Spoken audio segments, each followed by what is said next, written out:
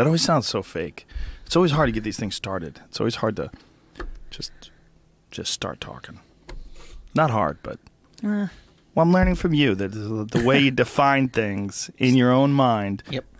It's all about the language. Yeah. It's all about the language you use. Yeah, the way you define things can oftentimes shape exactly how those things manifest themselves in real life, right? Yeah, you say more about yourself than what you actually know. That's where mind coaching comes in. You say more about yourself? Yeah, well, you give away a lot. Well, sometimes it doesn't make sense. They're talking about something and they're saying that they're really positive about something, and then you think, well, that doesn't match up. So it's a bit like a barking pig. Pigs don't bark. So that doesn't make sense. You know? That's how I define it anyway. A Probably think barking I'm mad. pig. A barking pig. That one I had to throw through the filter. I'm like, huh? The fuck is she talking about? Yeah, magic mushroom days, I'm afraid. Yeah, it's a very interesting thing we just did. We just did something called timeline therapy. Yep. That you were telling me about, that Joe Schilling told me about. Ian McCall got really interested in it. And for folks who've never heard of Vinny before, Vinny's been on the podcast before. Vinny's a mental coach and a hypnotist. And before our first session, the last time you came on the podcast, I was like, I don't know about all this hypnotist stuff. Maybe just a bunch of fucking crazy people, and people talk to them. And I mean, you for sure have seen those televangelists that put their hands on people and they go into spasms and they fall down the floor and they claim to be curative illnesses. Yeah, that's hysteria, isn't it? What is that? It's bollocks. It's bollocks? Yeah, it's bullshit, isn't it? But is it? Or is it something going on with some of those people where they think it? It is a hypnotic state. Doesn't mean that it's a positive one, but it is a hypnotic state. They get this. Anyone that does, I've been on a couple of podcasts now. I went on two with Ian McCall, the Dash Radio, and I went on his Story Time with Uncle Creepy, and the first thing out of their interviewer said, obviously because you did hypnosis, we're gonna, I can't be hypnotised. Well, fine, that's all right. You know what I mean? People love to say that, don't they? Though I don't care. I can't be hypnotised, bro. Can't get me, bro. Well, I don't care. Fine. Do you know what I mean? I think we may have discussed this the last time, but we may not have. I think stand-up comedy is hypnosis. Of course it is. You think so? You know what everything is? How do you know you're not in a hypnotic state listening to you? How do you get a hypnotic state not listening to music, TV, having a bath, shower, rituals, whatever? So do you think that the term hypnotic is problematic because people think that it takes away control from you and it puts you into this netherworld or something like that? It can do, but all hypnosis is self-hypnosis, so you do it yourself. I only guide it. I'm only a postman of information, as my first teacher said, Keith Mayer, who works for Liverpool Football Club, great guy. He said that we're only postman of information, so we just guide the way and show the person which way to go, Yeah, I don't do it for that. I said last time, I don't do it for all that, look at him eating an onion, I don't like that. I mean, it's fine if you want to go to a show and you want to get involved in that, and hey, great. You want to have sex with the chair or whatever, that's okay. For me, I don't do it for that. What do you do it for? I do it because I like people succeeding. I know it sounds cliche and very hippie, but I love it. I like people doing well. I like it's I don't know, some sort of weird noble side of me, really. I think when people conquer fear, when people conquer something, I think there's nothing better than that. Well, I think one of the things that we talked about when we were doing the timeline, I was talking about some of my experiences when I was younger that have kind of like clung to me, unfortunately or fortunately, and you were talking about your own, and I think that when you've had some bad experiences in your life and when you've had some things in your mind that stand out as very memorable moments and points in your life, those things can kind of they don't just define you, but it also can set you up for the future, like how you think about other people or how you think about other things. Yeah, it shapes your life completely, And having these bad moments and realizing what they were and how they defined you now gives you motivation to help other people get over their bad moments. Yeah, it's just with timeline therapy, which was devised by Tad James, and a very, very successful guy, Tad James Company. My teacher worked for them directly, Colin Mackay, so I'm a direct descendant, really, of that. The technique is amazing. I mean, I love it, and I said to you earlier, I believe everyone in the world should do it. That's not a sales pitch, by the way. That's just my opinion. You know, I just think it's fabulous. People have things going on. Like, let's say you've got an iPhone 6 or an iPhone or whatever. If you don't the apps keep playing over and over again. If they're still going on, they're going to take some sort of toll on you when you shut them down and think, well, actually, shuts it down, you save your battery, your memory, and it shapes your life. You know what? I've been saying that for a while. It turns out it doesn't. Somebody just, some dude just I've been tweeted fooled. me.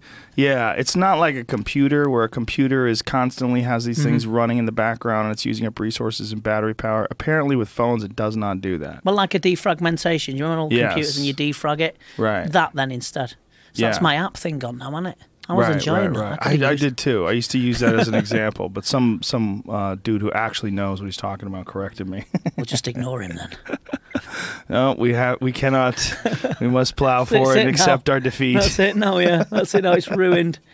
Yeah. But I think that, your own personal experiences is one of the reasons why you've become a coach, not just a mind coach, but a martial arts coach, and that these experiences of negative moments in your life where you've overcome them and you realize, hey, I can help someone else who is in that sort of same situation. Yeah, of course. It's just like, it's nice to just say it's not that important.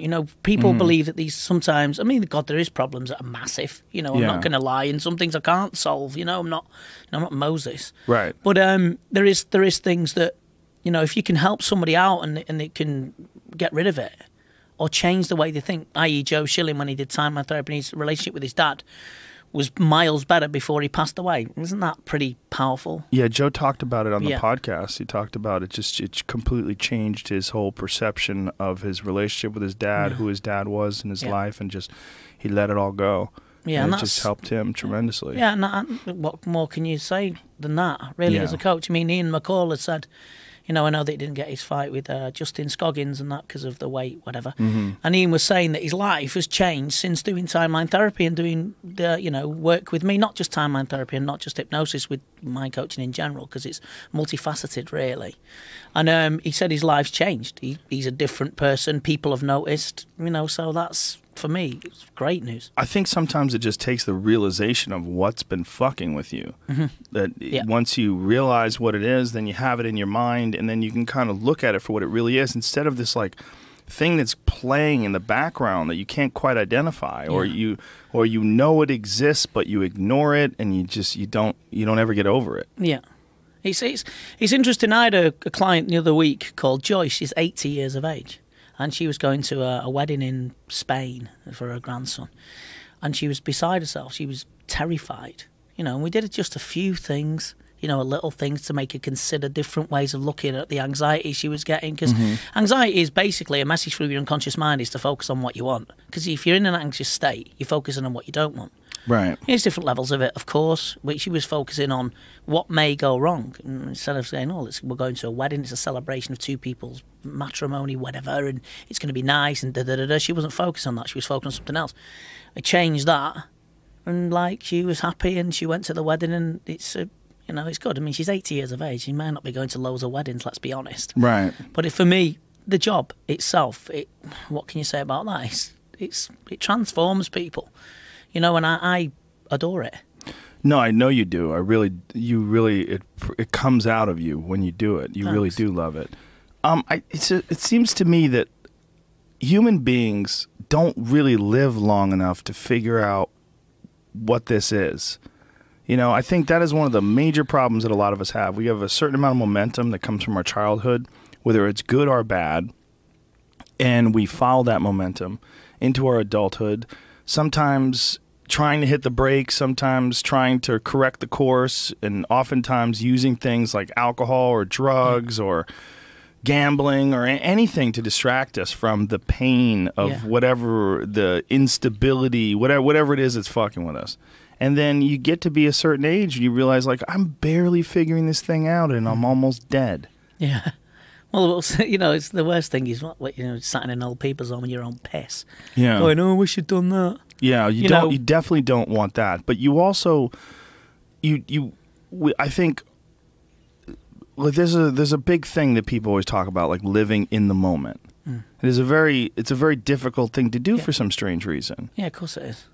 Yeah, because you're worrying about tomorrow, aren't you? Or you're worrying about later on. Or you're worried about yesterday. Or you're worried about yesterday. Or you're worried about last year. Indeed. And that's where I'm not going to pretend to walk on a cloud, you know, and try and come in with all these long, like, statements and write these things, you know. Right. Because I think no one does. Well, that's the a problem. Dalai Lama doesn't. But that's a problem with religion, right? With religion, one of the bigger issues is that the people that are sort of proselytizing or the people that are promoting it, they're in some ways, many of them, especially like priests and things along those lines, which is why it's so disappointing when you hear about child sex abuse amongst priests. Yeah. They're pretending to be something holy and special and above you, which is why they can bestow this knowledge upon you. Why they're talking directly from God. Yeah. Well, no, we're all peasants in this weird exchange. Yeah. No, they're not conduits, are they? Right. No, they're not, you know, and I think you get delusions of grandeur. I think a lot of people do, you know. And I've met you, and I'm a fan of yours, and I really enjoy like I said before, you've had Wim Hof, who I love, you know, Russell Brand, brilliant, you know, and Dr. Rhonda Patrick and Joe and Ian, and you know the companion and all the fights companion, and I love that. Do you know what I mean? I like it the way that you're normal. And I don't think who gives us the right to try and walk on water? Yeah, I'm well known. I've been spotted a few times because of your show, even in Thailand and that. But I still wouldn't be any different. What the fuck right. for? Well, you especially, because you're so aware of these traps that the mind sets. Yeah. It is a weird dance that we do in this life where you're trying to sort of manage the mind and figure out what it is that's holding you back or helping you, or, you know, just sort of guide yourself through this existence. Yeah. 9 times out of 10, your unconscious mind's trying to help you, but people decipher it wrongly. I think it's the language that your mind speaks, or getting to understand it, to move away from chaos. Like I said, we're going to do a technique, if that's all right. You just warn everybody not to be driving when doing this or operating any machinery. Here, we're going to do a technique, folks. Strap in. Everybody relax. So it's you know, and I want to share that because, you know, chaos. It's not easy. Life isn't easy. No, you know, life isn't easy. You get all sorts. It's easy in bursts. In bursts, exactly. You know, you can be going along, and all of a sudden you get sideswiped by something. You know what I mean? And can, you know, knock you for 6. But, you know, it's about trying to calm the chaos down and you know, and just get your mind to settle and give yourself even a few moments of peace. Even a few moments of peace in the day would be, you know, it would be beneficial to everybody, I think, you know? That's what I think anyway, you know, my opinion. No, I agree. For what it's worth.